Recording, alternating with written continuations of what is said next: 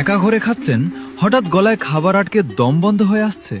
একা থাকা অবস্থায় তাৎক্ষণিকভাবে নিজেকে নিজে কিভাবে বাঁচাবেন, চলুন দেখি। গলায় খাবার আটকে গেলে প্রথম কয়েক সেকেন্ড সবচেয়ে জরুরি। খাবার যখন আমাদের খাদ্যনালীর বদলে ভুল করে শ্বাসনালীতে বা উইন্ড পাইপে ঢুকে আটকে যায়, তখন ব্রেনে অক্সিজেন যাওয়া পুরোপুরি বন্ধ হয়ে যায়। মাত্র 3 থেকে 4 মিনিট অক্সিজেন না পেলে ব্রেন ডেড হয়ে মানুষের মৃত্যু হতে পারে। আশেপাশে কেউ না থাকলে তাৎক্ষণিক হেমলিক ম্যানুভার নিজের ওপর প্রয়োগ করতে হবে। দ্রুত নিজের এক হাতের আঙুলগুলো মুঠি করে নাভির ঠিক উপরে এবং পাঁজরের নিচে রাখুন। অন্য হাত দিয়ে সেই মুঠি শক্ত করে ধরুন এবং নিজের পেটের ভেতর উপরের দিকে ঝোড়ো গতিতে জোরে জোরে ধাক্কা বা থ্রাস্ট দিন।